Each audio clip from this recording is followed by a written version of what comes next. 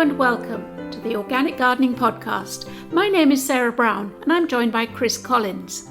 This month's episode is all about how to encourage wildlife into your garden. Organic growers recognise that all forms of life have their place in the growing area, from bats to bees, frogs, birds, beetles and spiders. Everything is part of the natural order, and us growers, we have the privilege to witness it all. Chris interviews one of the country's best wildlife gardening experts, Kate Bradbury, who's full of tips and ideas on how to bring wildlife into your plot. I loved hearing how she first got interested in wildlife gardening. And our post bag this month brings up topical questions about what diseased plant material is safe to throw on the compost heap and what isn't, how to deal with the devastating allium leaf miner, and Chris gets lyrical on creating a pond. So wherever you are listening, I hope you enjoy this November episode.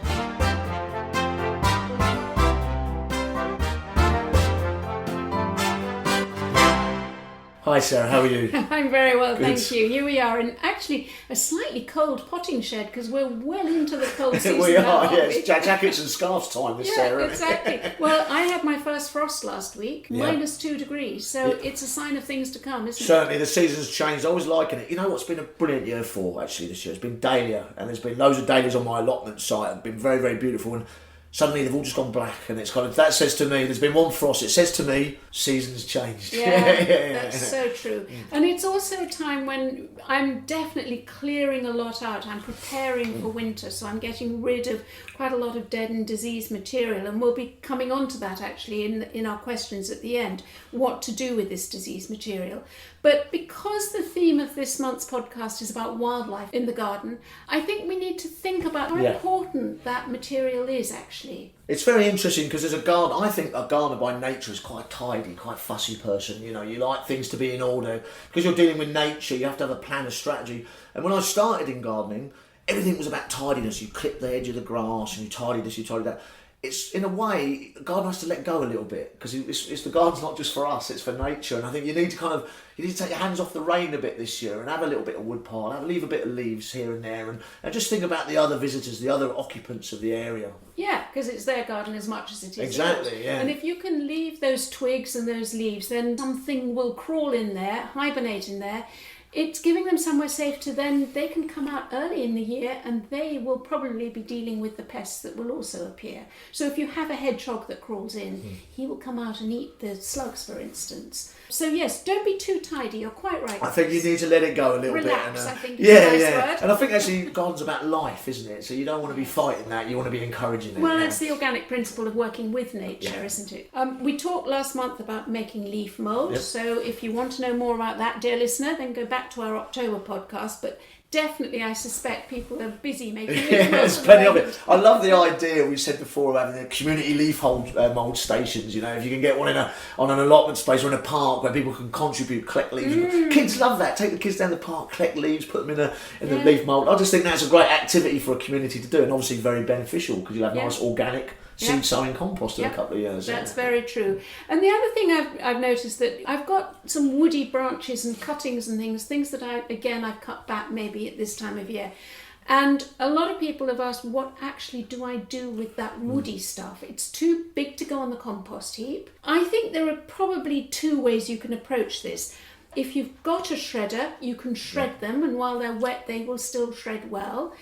If you know someone with a shredder, even better, don't go and buy one. Just say, could you possibly borrow it? Share a shredder. That's not easy to say.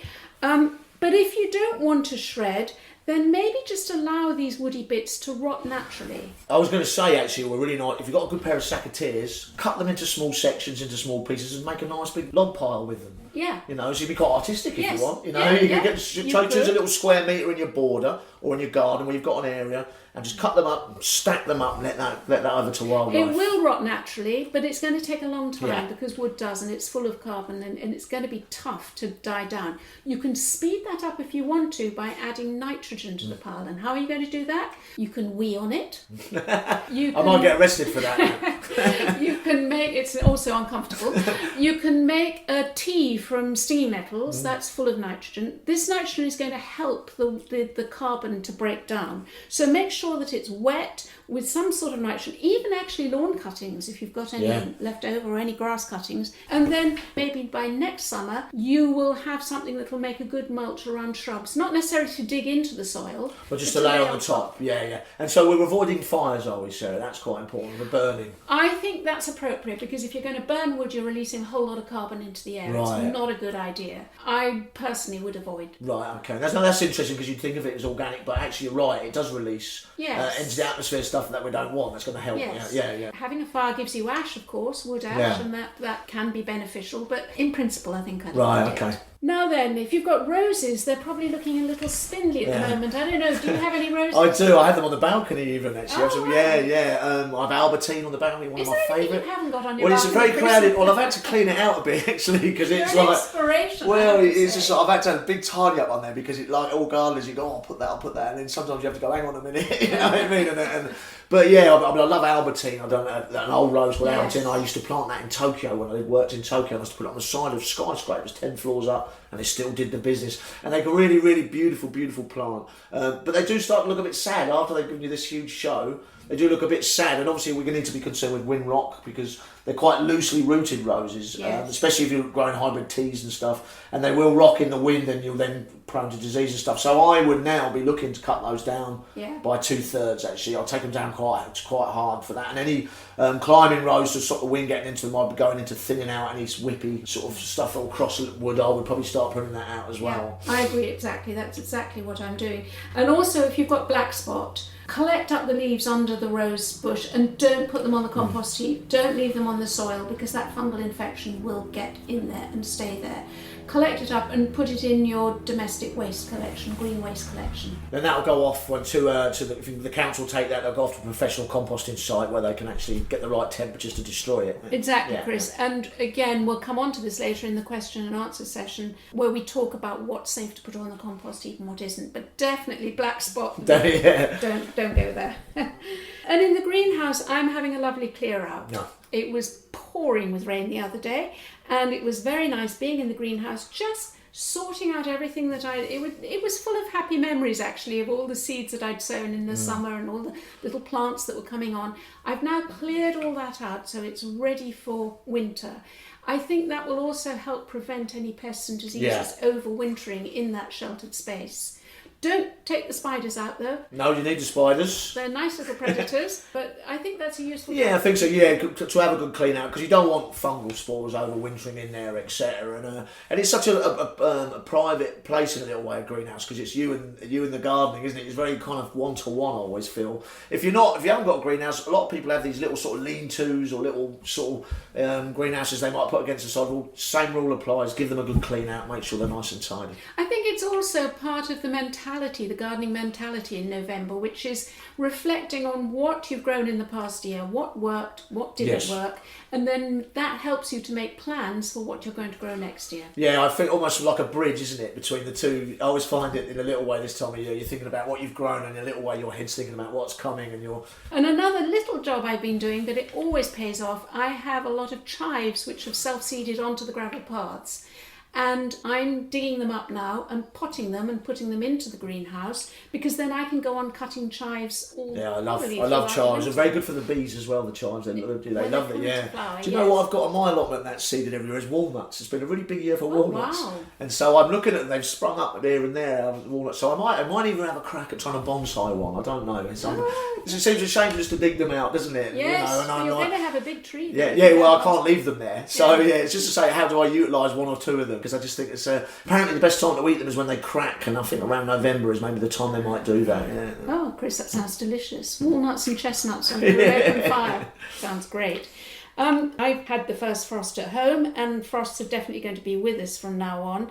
What have you got on your allotment that needs protecting, and how do you protect it? A lot of my stuff dies down, to be honest, but I do have some plants that I would look to protect. Maybe some of my sort of new fruit bushes I've put in, sort of whipped fruit I've put in recently. I think a mulch is a great idea. I just think, no, a mulch that will sit on top round the plant, protect those surface roots that are collecting the oxygen, that are breathing and collecting the oxygen. That's certainly a good idea. If you're a bit more exotic and you're growing tree ferns and stuff in your garden, then I remember when I lived up north, you'd obviously wrap them in hessian. That was a big thing. You wrap up the leaves. In fact, I was recently, about a month ago, I was in Spain, and they do it with all the palms on the seafront. They wrap them in hessian. They wrap them up just to protect them from that nippy weather, yeah. Of course, the danger is that you create a cold, wet environment, Yes. which is actually the kiss of death to a lot of hot plants, especially the Mediterranean. Well, actually, what they do is they pack it with straw, and I think that's to avoid, like, a good example. I don't know if I'm going to give a tip here to the listeners. Is the Logan Botanic Garden, East Coast of Scotland, has a beautiful line of tree ferns and avenues. It's incredible. And what they do, as I remember rightly, is they pack it with straw around the crown,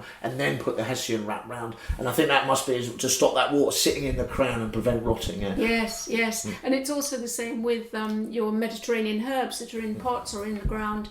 It's sitting in wet, cold water. That's what you get. That's what they don't. That's what'll kill them, not the frost. No, man, you get psychological drought where the plant looks fine. So, but if it's sitting in wet all winter, then come the spring, when you expect it to burst into life, suddenly it flags and it goes because it's not been able to breathe. Basically, roots need oxygen, and that's what happens. So, yeah, if you've got problems with drainage, then spike the grounds around it, that kind of thing. Make sure that the water's not sitting. So really, whatever's the weather, you're going to be out, aren't you? You're going to be out and about. You won't stop me being outside, Sarah. I'd get cabin fever otherwise. Yeah. It's good for the soul as well. Yeah, it certainly is, yeah. And I love those brisk, wintry days with putting big rosy cheeks on you, and I just really do. I really love those days.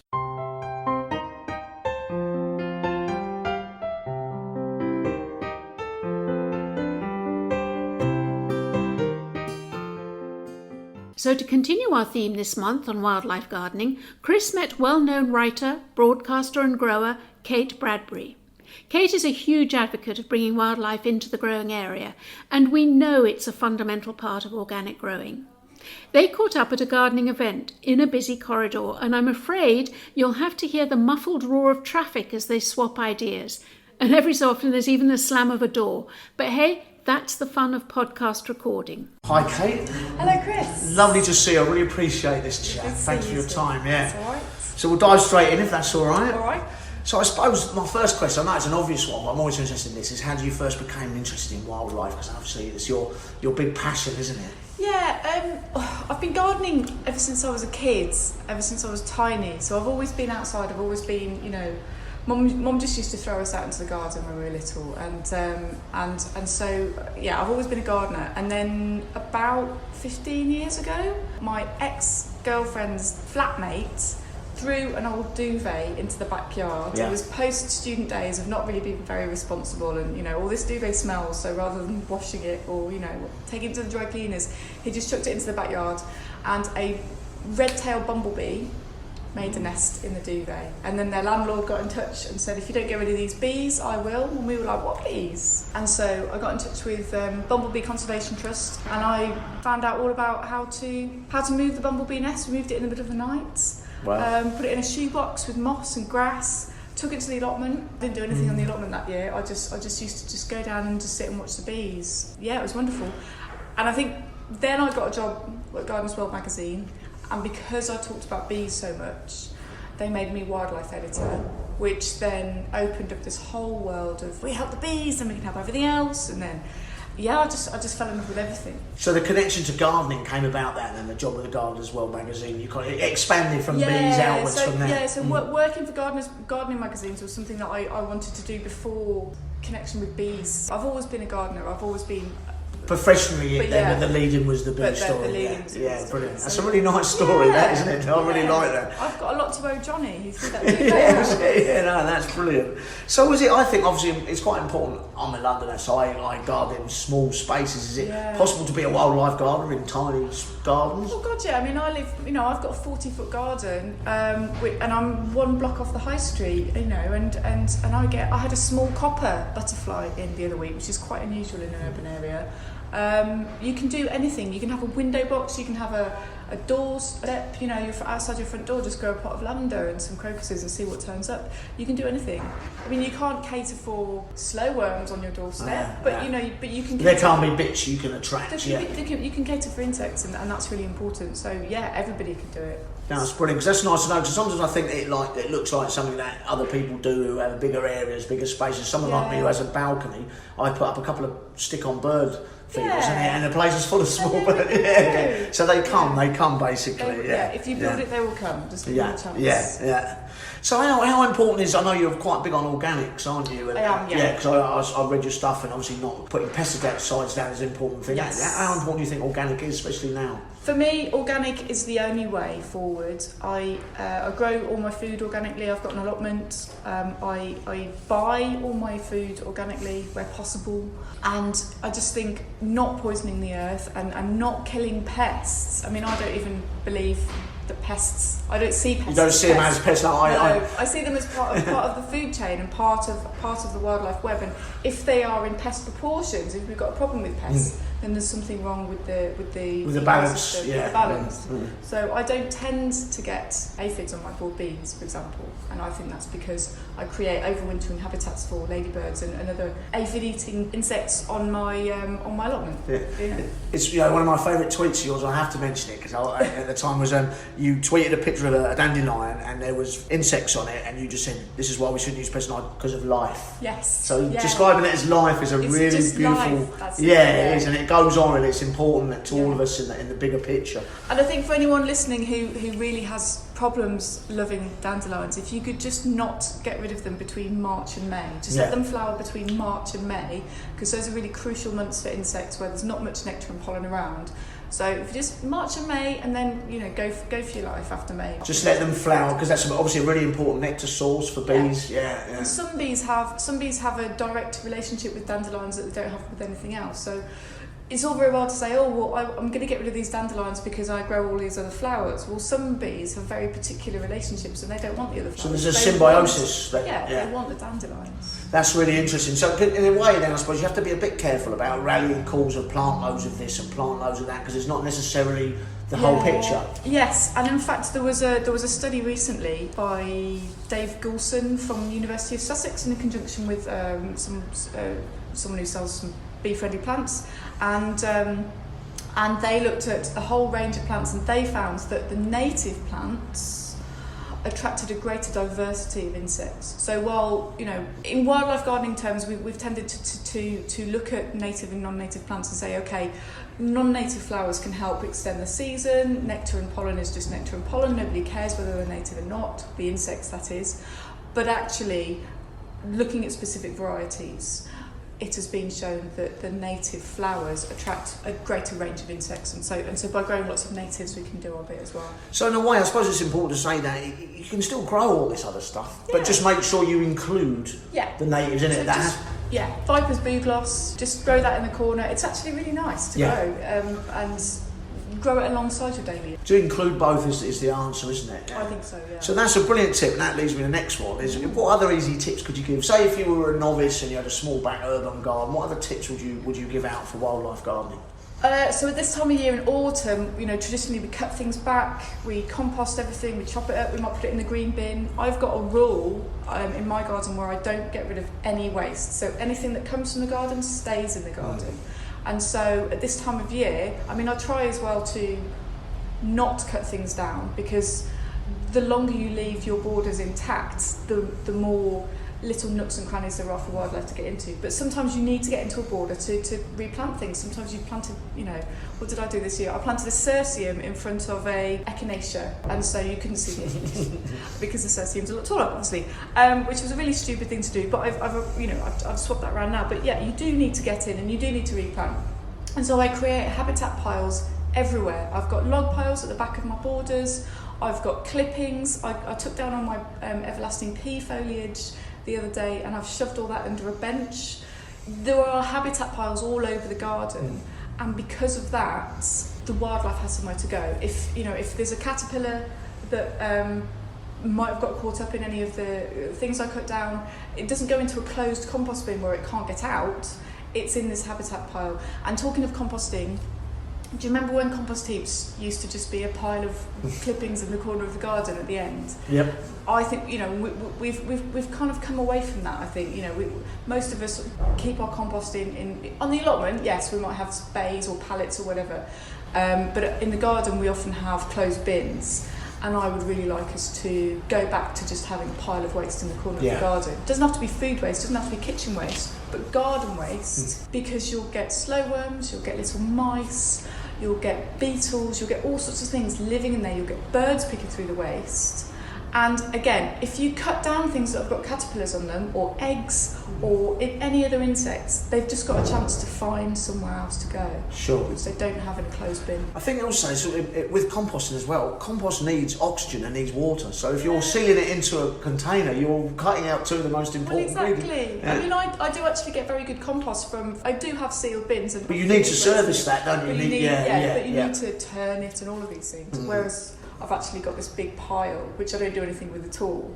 But, you know, what's turning it is a little field mouse that goes in and makes little holes all through it. You know, that's oxygenated. They'll do it anyway. A slow worm will do it anyway. Exactly. And slow worm will control your slugs. Exactly. So you've got that going on as well, yeah. Well, you mentioned your allotment. I'm a big allotment here as well. I'd love a little description of that. My allotment is the bane of my neighbour's life. I said to them one time, I said, what are you growing this year? And they said, dandelions apparently.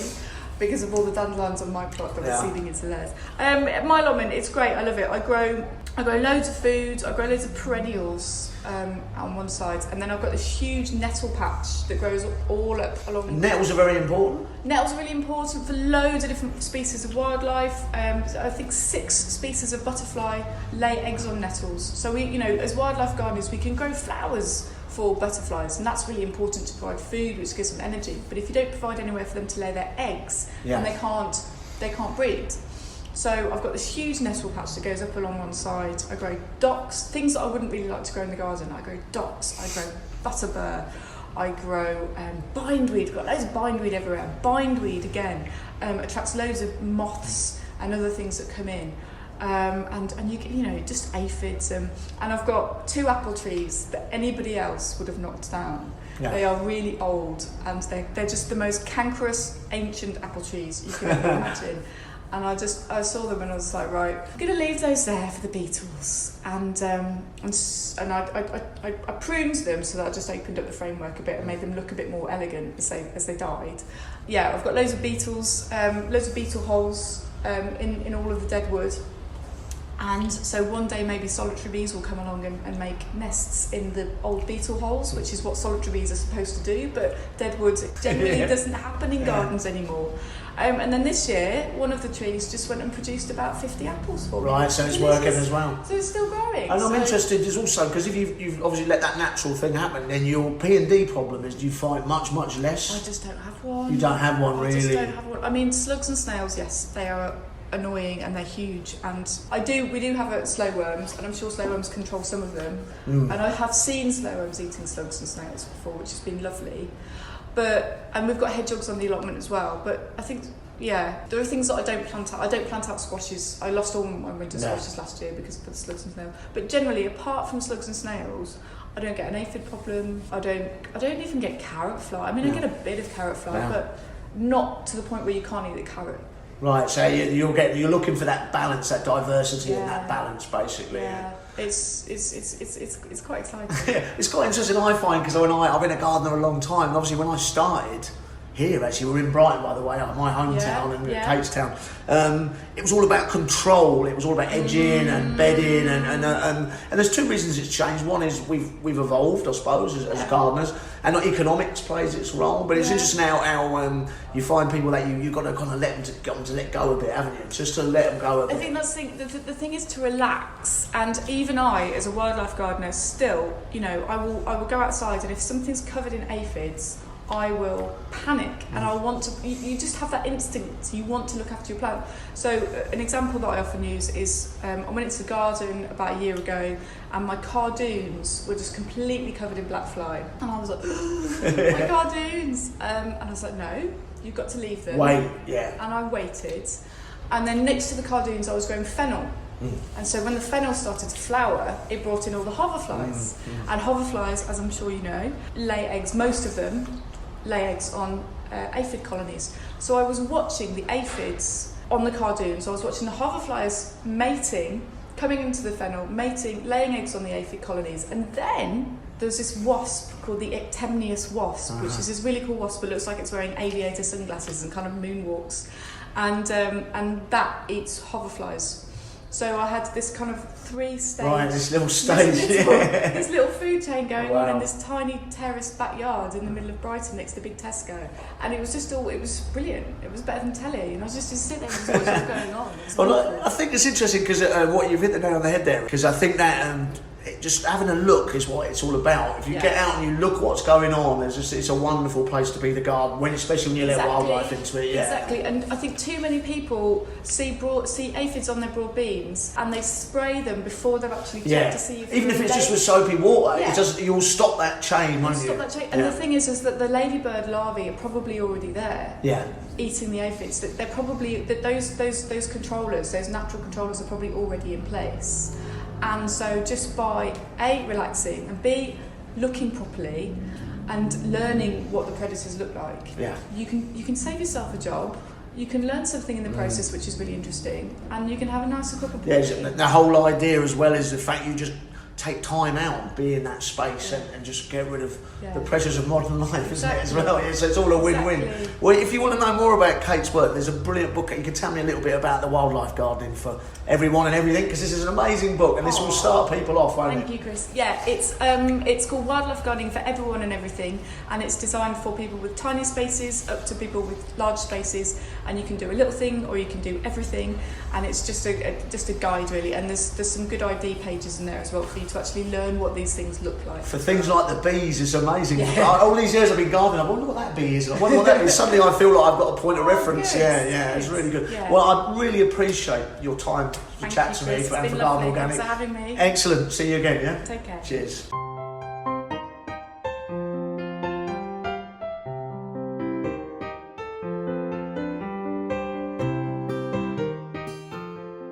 I found that truly inspiring, and I loved the duvet story.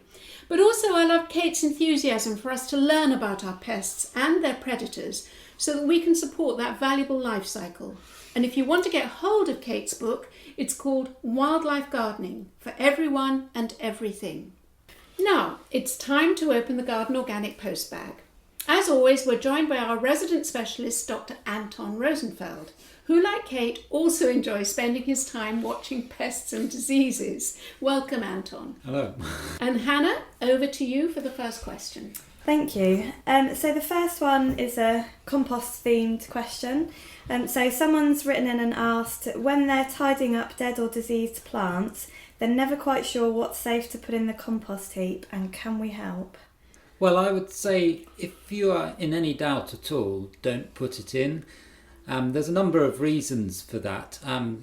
A domestic compost bin doesn't necessarily get that hot, so it's quite likely that any sort of diseased material could actually survive on some of the plant material in your compost. Even if your compost bin does heat up, there's often the chances that there are sort of cold spots in there, and those can be sort of areas where the disease can still be carried over. Can I just clarify with you, Anton, you're talking about fungal infections, aren't you, that can go on living on disease on dying material?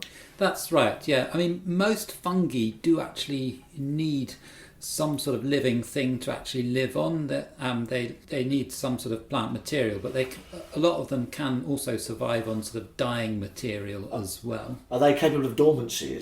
Can funguses do that? They can remain dormant. But there are also other types which can form resting spores which don't actually need any plant material around. Clubroot is one of them. That's why it stays in your soil for so long, even when you haven't got any brassicas around. So that would be a complete no-no on the compost Definitely, heap. and it also needs quite high temperatures to break down. It needs at least 55 degrees, which your compost bin's not likely to get up to that sort of temperature. And tomato blight? Okay, say for instance this month you're stripping out your tomato plants because you've collected the last of your green fruit. Plants on the whole, as long as they're healthy, you can put them on the compost heap. But Yes. if they've got signs of blight, you'd say probably not. I'd say probably not, especially fruits, because the disease can be carried over on the seeds as well, and you might end up growing sort of blighted plants next year as well. So any of these materials, I would put them in my green waste compost bin for the council to take away, because they will then be sent to a commercial composting operation, which gets a lot hotter than anything that you can sort of produce at home. It's mainly just because they're a lot bigger, so they heat up a lot more, and they will get up to temperatures which will destroy any diseases. So I remember on the parks years ago, we'd sterilise the soil on a big machine. It's almost like a rocket, and they put it through that, and because you can control the temperature then, can't you? Yeah. So you know it's been sterilised. Err on the side of the caution is what you're saying. I would say so, yeah. If in doubt, leave it out would be... That's a good expression. Yeah. I'm picking up a lot of windfall apples at the moment, and of course they're bruised and brown, and I've always put them on the compost heap, but again, be wary just in case it's brown rot. Yeah, just ordinary sort of breaking down is okay. Apples will break down, but if you've got signs of the disease brown rot, where you get that sort of brown sort of mummified apples on the trees with the white spots on it, then I would definitely not be putting them into my compost bin. Okay, and one final one, because I think listeners might find this quite helpful because we're all doing it at the same time of the year, is the yellow brassica leaves. Yellow brassica leaves should be fine. I mean, they're just ones which are just dying off naturally, so they can go in, no problem. Great, good. Thank you, Hannah. Does that? Yeah, it's really useful. Thank you. So our second question is your question, Sarah. Sneaking this one in, thinking we won't notice. So I'll let you ask it. Well, thank you, Hannah. I have to say this one comes from the heart. I've had an attack of allium leaf minor in my leek patch, and it is absolutely devastating because all the plants, first of all, they went curiously twisted, the leaves. Then when I looked closer, they were clearly showing signs of rotting. And when I went to pull one out, just the leaves came off and left the white growth down in the soil. And they're nesting within the leaf and within the white area, these little tiny, they look like little brown grains of rice, but they're little pupae. Is that right, Anton? That's right, yeah. First of all, you'll get the little white maggots. They've got no colouring on the head and no legs as well, which is distinct from the leek moth, which gives similar symptoms, but they are sort of little caterpillars with a dark head. So that's how you can tell the difference between them. What I'm going to say to you, Sarah, is that you're very lucky that you've escaped it this long, because I first had noticed a problem in my garden in Coventry in 2011, so you've had about sort of 6 or 7 clear years without it. It still hurts, Anton, though it's still gutting. So just to say a little bit about this pest, it started off in an allotment in Wolverhampton quite a while back. I think it was even about sort of 2002 that it started off. I might stand corrected, but that's roughly about the time it started. And I've seen the sort of progress of this pest. It was sort of a big problem on allotments in Birmingham to start off with. And I've just seen it gradually radiate out. Basically, it's spreading around the country now. It's a big problem in London, I think. A lot of people on my allotment site have left growing leeks alone because they've had so much hassle with it. So it's quite prevalent, I think. Oh, that's new to me. Oh, well, it's reached the deepest corners of Oxfordshire. No leek soup on the table, unfortunately. Which is a shame, because a fresh leek is absolutely gorgeous, isn't it, if you manage to grow something? Oh, yeah. Chris, have you ever seen it affect any other alliums, like the ornamental ones? I haven't. No, obviously I grow a lot of ornamental alliums, but I grow them on the balcony, and I've never had any hassle with that. I don't know whether that's because of my altitude or what reason that is, but I've not really had any trouble with them decorative alliums, that's for sure. Mm-hmm. And Anton, what would you advise for me to do to prevent it coming back next year? Well, there's a few things you need to do. First of all, sort of clear away all the material and make sure that you don't grow alliums on that spot next year, because there can be some carryover. Secondly, they tend to lay their eggs mostly in the autumn. From about sort of September to November, there's just like little flies. So you need to really have sort of fine mesh netting over your leeks at that period. That is the only sort of bulletproof way of protecting them. There is also a sort of period of egg laying in the early spring in March as well, so that can actually hit the leeks when they're quite quite young. So, but that's not nearly as much as the sort of autumn period. So those are the two main things: clearing the stuff away and protecting your crops. It's a bit annoying, really, because it's another crop you've got to add to your list that you have mesh netting over. So it's not the prettiest stuff. It's not really. It doesn't look nice in your garden. So. Could you start? I know a lot of gardeners like to start their leeks in a greenhouse in the autumn because they like to get quite a strong plant before they plant them out. Could you start them in a greenhouse and net them in the greenhouse? Would that help? Yeah, I guess. I mean, if you are doing them really early, you would need to net them when they're in the greenhouse, which might make it sort of logistically more difficult to do as well. Once you've got it, is there anything that can be done, or is that your whole crop? Once you've got it, you're not really very nice to when you harvest your crop and you're having to sift out all the maggot puke. You're absolutely right, and it's exactly what I did. And I think from 3 rows of leeks, I got pretty much just one bowl of soup, because there was so much infected stuff. And I didn't put the leaves on the compost heap. Yeah. Referring back to the last question.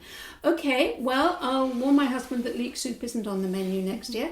So our third question is about ponds. So someone's written in saying they're thinking about making a pond in the garden. Does it have to be large to encourage frogs and toads? I would say probably not, because in my understanding is that both frogs and toads are happy with something maybe just a bit bigger than 1 metre or 2 in diameter, which isn't actually huge if you've got room for it in the corner of your garden.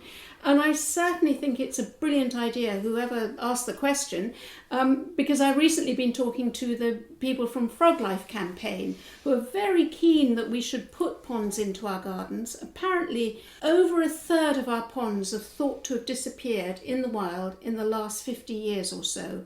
And those that remain are probably over 80% are thought to be in poor or very poor condition. So the amphibians that rely on these water bodies to breed and to live are really, really being stretched in terms of finding a pond to do this. So if you've got a corner in your garden that you can make over to a pond, I do recommend it. And if you go to the Frog Life website, they're running a lovely campaign called Just Add Water, which is music to a whiskey drinker's ears, but also probably music to the frog's ears as well. Chris, you're quite hot on ponds. Yes, I think that there's one thing to say is if they're very small, what can happen is if they don't get any sunshine, they can get very algaed up quite quickly. That's one issue you can have with a very small pond. Access for frogs and toads is quite important as well. Putting some rocks, laying some rocks in so they can move in and out of the pond is quite important too. If, however, also there's always the problem of young children. If you're a family with young toddlers running around, a pond's not a brilliant idea, but you still want to encourage wildlife. A few years ago, we did a big Blue Peter thing where we made a bog garden instead of a pond. So exactly the same principles applied. We dug a hole, shelved it, put a little shelf in and dipped it down, lined it with sand and then put a butyl liner in, exactly like you would a pond. Instead of filling it with water, we punctured it with a fork and we backfilled the soil. And then we put a few rocks in and a few marsh marigolds, and now you've created a bog garden, and that was incredible for wildlife because obviously frogs can hibernate under the rocks. You get springtails and woodlice and spiders and centipedes and millipedes, and they're great for little kids to come and lift the rock up and go and look at wildlife. So if you haven't got the space for a pond or you're worried about toddlers, that's another way to encourage wildlife, frogs as well, into your garden. And I must admit, we did one of those on Blue Peter, and we literally got like 6,000 letters of kids out there doing it. So I know it's popular. Oh, fantastic. And what about maintenance? Once you've made your pond, how much care and maintenance do they need? Well, I think it's really important that you put oxygenators into it because that will get you around the problem of it turning into soup as soon as the sunshine comes out. So you might want a plant there's one called a Lodia crispa, which is a floating plant which will keep the balance in the pond right. And I think there's plenty of native plant life that would be appropriate in a pond. I think be careful if you're buying non-native plants. Some of them can be very invasive, and I know that DEFRA, for instance, have a list of plants that you really should not be growing because if they escape, they will devastate other plant life. I would definitely look towards the natives. Something like the marsh marigold is a brilliant plant and it attracts loads of... And a water body is going to encourage insects, birds. It's not just frogs and toads. You're going to get a wonderful array of wildlife all through the seasons as well. Fantastic. And I know that we've got a lot of advice on our website, haven't we? We've got a video on YouTube, which you did, Chris, and some instructions on how to make one. So yeah, go for it. Just add water. Brilliant. Thank you. Well, our time is up, and thank you for listening. I hope our chats have been interesting and inspiring. In truth, I'm conscious that we've only touched on the huge but lovely subject of encouraging wildlife, and there's so much more we could say on the subject. Organic growing works with nature. It's not about saying no, it's all about saying yes. So in the next few months, we'll be talking more about how and what to grow alongside the wildlife in your plot. Now, next month we'll be into the Christmas season. So not only will Chris and I be listing the books we'd like to receive as presents, and you may like to drop some hints to your nearest and dearest, but we'll also have an extended interview with Jane Perroni, the country's houseplant guru. Jane's wit and wisdom will inspire you to get growing indoors. And don't forget, there's lots of advice on all the topics we've been talking about today on the Garden Organic website, www.gardenorganic.org.uk. Our thanks to Kevin MacLeod for providing the music.